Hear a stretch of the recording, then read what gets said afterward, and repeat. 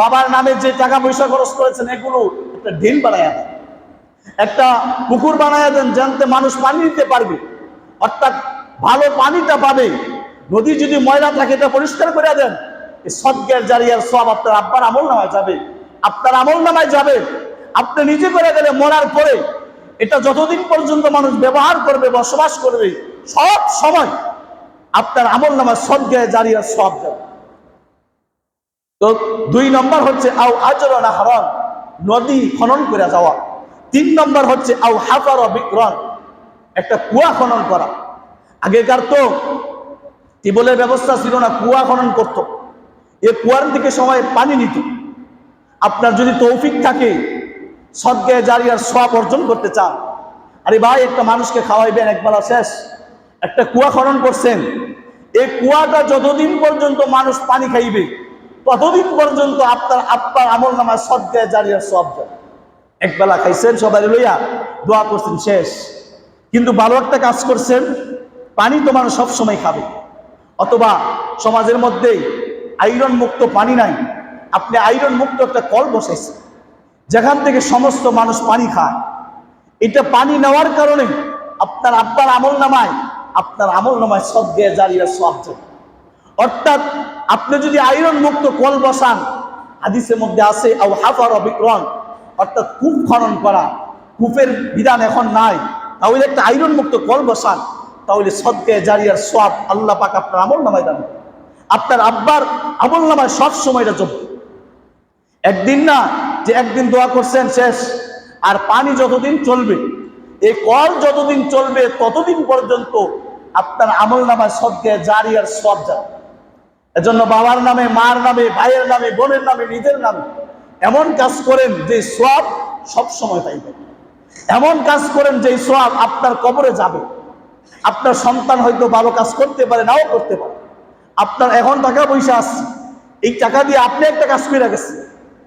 আপনি মরে গেছেন কিন্তু কল চলতেছে, আপনি মরে গেছেন এই কূপ চলতেছে, এর মানে একটা সওয়াবের রাস্তা আপনি খুলে দিয়ে গেছেন। 3 নম্বর হচ্ছে আও গরসা নাখলান, অথবা খেজুর গাছ লাগানো। খেজুর গাছ মানে ফলের গাছ। রাস্তাঘাটে তো আমরা মানুষ ফল খাইয়া লাইব, এই জন্য ফলের গাছ লাগায় না। যাদের বাড়ি চকে অথবা আলগা একটা বাড়ি, ওখানে ফলের গাছ লাগাইতো না। কারণ কি? মানুষ ফল নিয়ে যাবে। আপনি একটা গাছ লাগাইছেন, চুরি হয়ে গেলেও সদকার সওয়াব পাইবেন। এই জন্য রাস্তাঘাটে, যেটা সরকারি রাস্তা হোক, নিজস্ব রাস্তা হোক, ফলের গাছ বেশি বেশি লাগা, যেটা মানুষ খাইতে পারবে। আম গাছ হোক, কাঁঠাল গাছ হোক, লিচু গাছ হোক, অর্থাৎ ফল গাছ একটা লাগাইয়া দেয়া গেছে। চকের মাঝখানে একটা ফলের গাছ, আমের গাছ লাগাইছে।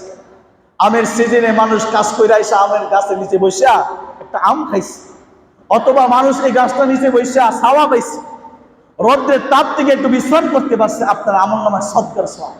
আপনি তো আর দুনিয়াতে নাই। মানুষ বলবে ভাইরে এই গাছটা ওই আব্দুল জলিল লাগাই দিয়ে গেছে, আব্দুল জলিল লাগাই দেওয়া দরকার। আব্দুল জলিলের এই গাছ আপনার নামটাও স্মরণ করবে। বসার কারণে হাত তুলে দোয়া করতে হবে না, এমনিতেই ওই ঠান্ডা পাওয়ার কারণে মনে একটা তৃপ্তি আসছে, রোদ্রের তাপ থেকে বাঁচতে পারছি। এই জন্য আপনি এই বসার কারণে সদকার সওয়াব পেয়ে যাবেন। অথবা রাস্তাতে ফল গাছ লাগাই দিচ্ছেন, মানুষ ফল খায়, বাচ্চারা খায়, পশু পাখি খায়। খাওয়ার কারণে তার পেটের মধ্যে ঢুকছে রিজিক।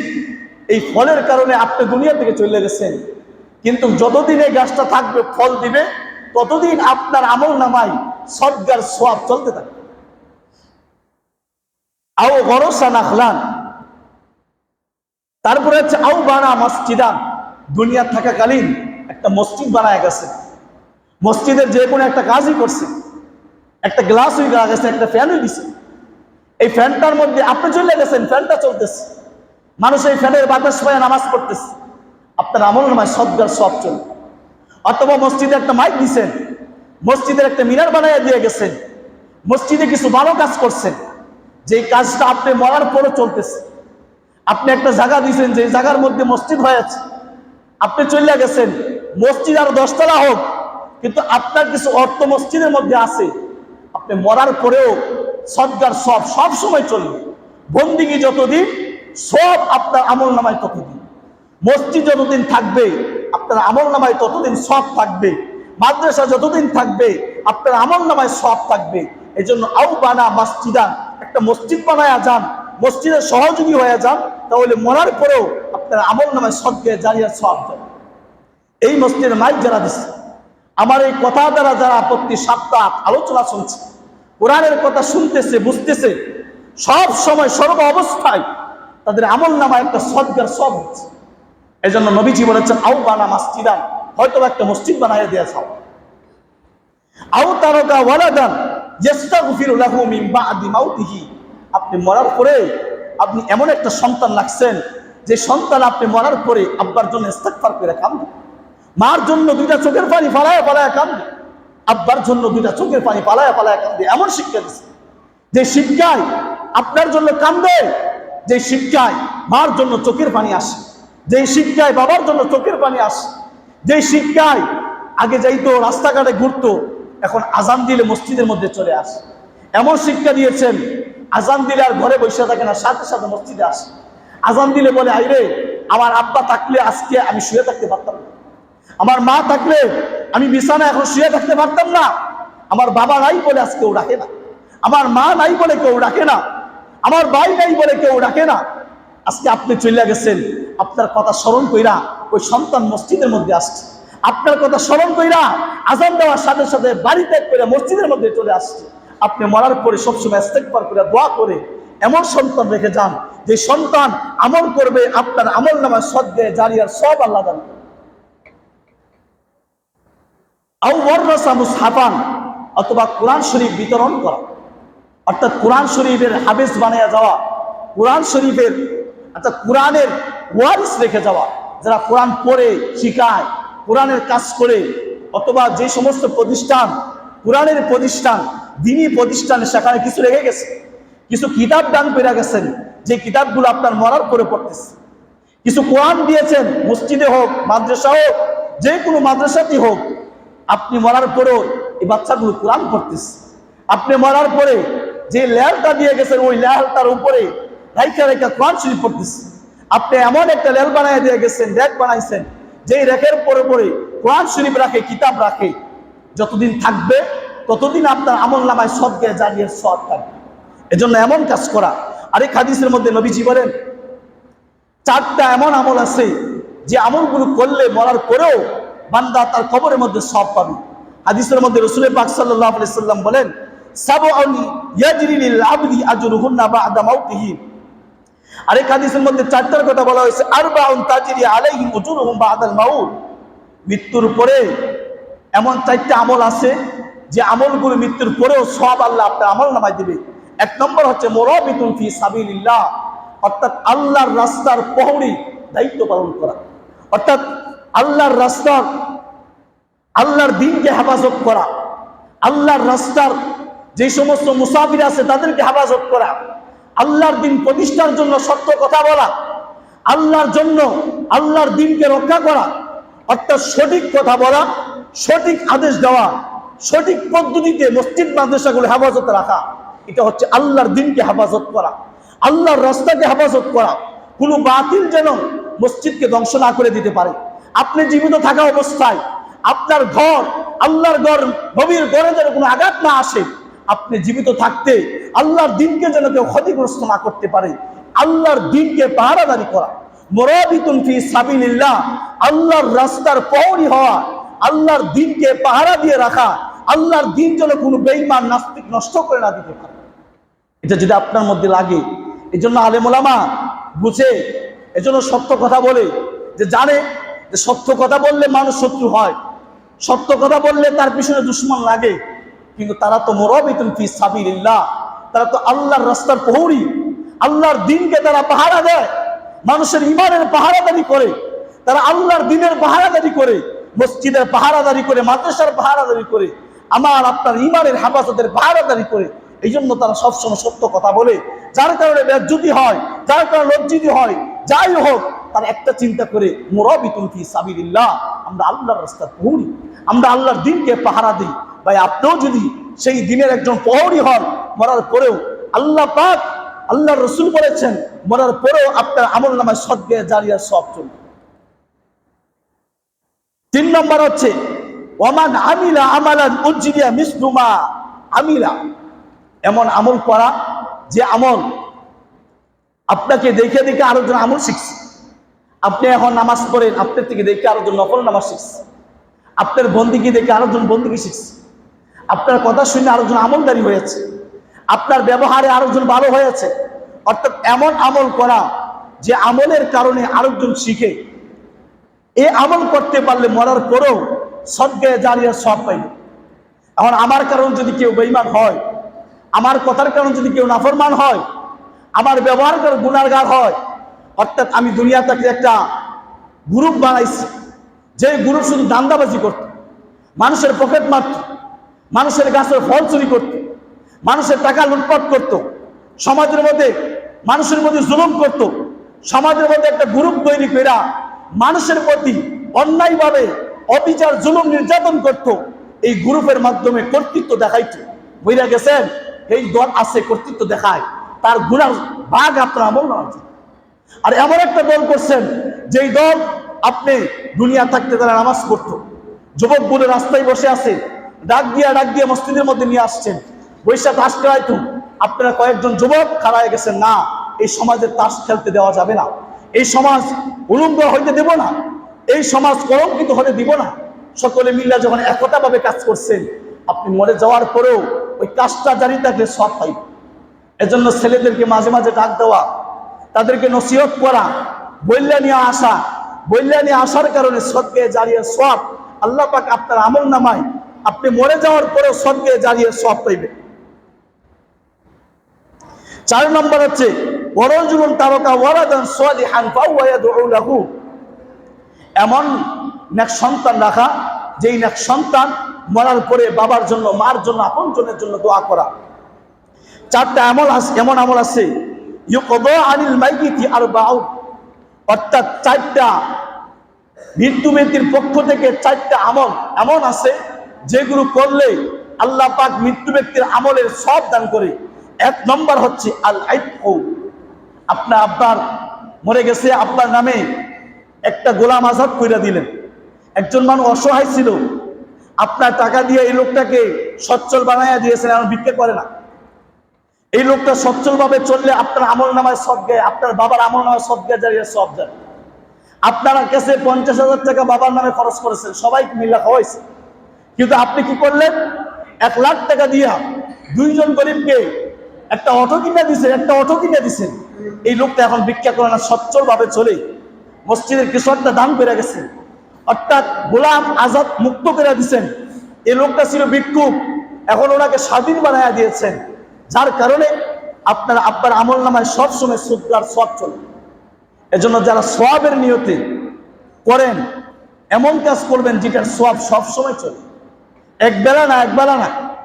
এখন শুধু একবেলা দোয়া করছে, কান্নাকাটি কইরা চলছে, এমন আমল করেন যে আমল সব সময় সওয়াব পাবে। এমন রীতি চালু করেন যেই রীতি সব সময় চলে। একবেলার দোয়ায় বাপ নাজাত পাওয়া যায় না, একবেলা দোয়া করলে, কান্নাকাটি করলে বাপ জাহান্নাম থেকে মুক্তি পাবে, সেটা এমন না। এমন আমল করেন যে আমল সব সময় চলে। এক হাদিস আছে, রাসূলুল্লাহ সাল্লাল্লাহু আলাইহি সাল্লামের কাছে একজন সাহাবী আসলেন, হযরত আবু হুরায়রা রাদিয়াল্লাহু তাআলা আনহু থেকে হাদিস বর্ণিত। রাসূলুল্লাহ সাল্লাল্লাহু আলাইহি সাল্লাম বলেন, ইন্নাল্লাহ আযজা ওয়া জাল্লা লা ইয়ারফাউ দারাজাতা লিল আবদিস সালিহি, এক লোককে আল্লাহ তাআলা যখন সে গুনাহগারের কারণে জাহান্নামের আযাব গেছে, আল্লাহ পাক তাকে জান্নাতের মধ্যে প্রবেশ করাইছে, প্রবেশ করায়া তাকে জান্নাতের সর্বোচ্চ মাকাম দান করছে। ওই লোক আল্লাহকে জিজ্ঞেস করে, ইয়া রব্বি, হে আল্লাহ, আমার এই অবস্থা উন্নতি কিভাবে হলো? আল্লাহ বলছে, বান্দা, দুনিয়াতে তোমার এমন সন্তান ছিল যে সন্তানেরা তুমি মরার পরেও তারা তোমার জন্য ইস্তেগফারে আমল করতেছে, দোয়া করতেছে। অর্থাৎ বাবার জন্য দোয়া করবেন, বাবার মর্যাদা শুধু বাড়বে। বাবার জন্য দোয়া করবেন, জান্নাতের মর্যাদা তার বাড়বে।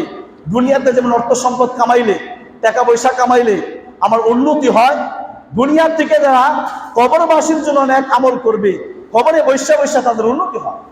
এজন্য মার জন্য, বাবার জন্য ইসালে সওয়াব করা, তো ইসালে সবের কিছু পদ্ধতি।